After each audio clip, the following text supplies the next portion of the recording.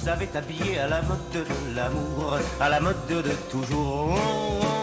Toi, tu m'en as fait parler, mais il faut dire entre nous que tu avais du goût. Arrêtez de bavarder, vous. Pardon, écoutez, c'est normal. On le doit à quoi, cette espèce d'image de président cool comme ça? Ce sont ses punchlines, son côté grande bouffe et simple. Il y a le côté sans chichi, si j'oserais dire. Enfin, voilà, c'était la ligne de Libé, voilà, exactement. Hier. Mais que je trouve assez judicieuse. En fait, il y a un côté bourgeoisie française, très décontractée, mais qui n'est pas une bourgeoisie guindée, comme on peut le voir dans certains quartiers parisiens. Donc, il a un côté en même temps extrêmement sympathique. Alors, il faut quand même rappeler, parce qu'il y a toute une histoire, avant d'arriver au fameux t-shirt avec les effigies de Jacques Chirac, il faut revenir un peu sur son histoire qui est quand même assez intéressante. Alors, dans son enfance, on voit déjà un jeune homme extrêmement bien habillé, extrêmement chic, qui a le goût de l'élégance, bien évidemment, et ce, dès sa plus tendre enfance. Alors, vous me direz, Laurent, dans cette époque-là, dans les années 40, les jeunes garçons sont toujours bien habillés. On se devait d'être beau, d'être smart, d'avoir une jolie cravate, et lui, il va porter des cravates plus que bizarres plus tard, avec des tas de motifs. Vraiment, il ose tout ce qui est improbable. On le voit le jour de son mariage, et alors là, il arrive, il sait très bien à ce moment-là que l'habit fait le moine et que c'est vraiment important pour lui, puisqu'il va représenter donc cette droite un peu séduisante. Il faut rappeler quand même que c'est un mariage qui n'est pas évident. La famille de Bernadette n'est pas très OK pour qu'il épouse en fait Bernadette Chaudron de Courcelles. Vous avez posé la question à Bernadette, est-ce que Jacques Chirac ne serait pas un espion russe? Voilà, un espion russe, ou alors on parle de mésalliance, il prend un peu l'ascenseur social à ce moment-là. Donc il le sait très bien, et du coup, il va se marier avec son costume de militaire, ce qui lui donne du galon, de l'aplomb. Alors, au lendemain de son mariage, il part effectivement faire son service militaire à Saumur. Je sais que vous aimez bien qu'on cite les villes. Donc, du coup, c'est la ville de l'école de cavalerie. Exactement. Donc, il est dans ce fameux costume de sous-officier de cavalerie. Et voilà, donc, il sait très bien que l'habit a son importance.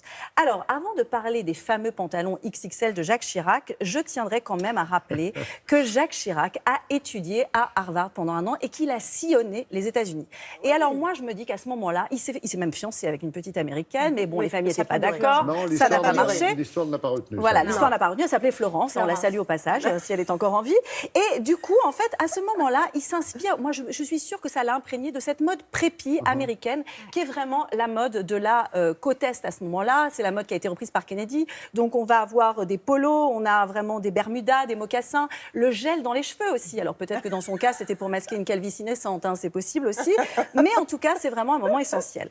Alors, trêve de plaisanterie. Il était trop grand, on ne voyait jamais. Voilà, mais on fait quand même un peu attention à cette calvitie. Sauf d'hélicoptère. Voilà, et alors, vous savez que d'ailleurs, parlant de ça, avec le vent, c'est très compliqué, eh bien, lui avait l'habitude de prendre sa cravate et de la cacher dans sa ceinture, de l'accrocher. Il a remonté énormément son pantalon. Donc le pantalon, le fameux pantalon, vous inquiétez pas, on va venir à ce pantalon.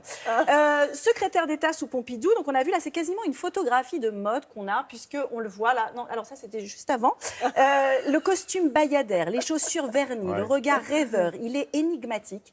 On dirait un acteur américain, c'est presque Sean Connery en pas poilu. Enfin, il y a vraiment un côté, vous voyez, il est très représentatif du French guy. Vous l'avez dit, la clope au bec, il n'est pas du tout gêné.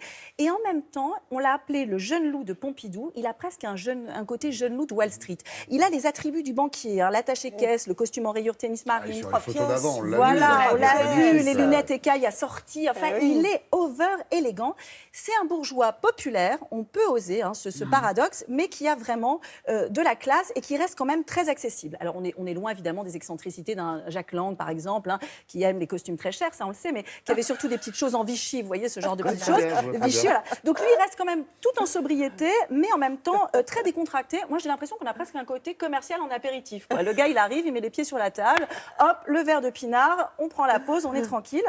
Un côté un peu OSS 117, quasiment, avec les cheveux gominés, et alors le fameux pantalon oversize. Alors on le voit, donc là il serre des mains, alors à un moment donné, donc bain de foule, pantalon oversize. Alors il faut faire un petit rappel historique. À l'époque, on ne connaissait pas le stretch. Vous voyez le stretch dans les jeans qui permet de faire la cuisse un peu de grenouille, comme ça, n'est-ce pas? Donc ça, c'était pas du tout à la mode dans les années 60-70.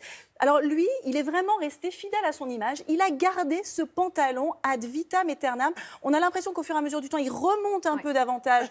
On est de plus en plus taille haute. Oui, mais sans bretelles. Sans bretelles. Peut-être qu'on cache un petit ventre naissant aussi, qui arrive avec l'âge. Donc il y a un côté. Quand même. Voilà, mais c'est quand même un séducteur à l'ancienne, à la papa, quoi. Il y a un côté, c'est aussi un... C'est très étonnant sur la photo que vous montrez, parce que le pantalon est à la même hauteur, à la même taille que la jupe de madame. Eh bien, vous voyez, là, on est quand même... Parce qu'elle a une jupe donc taille haute, qui lui va fort bien.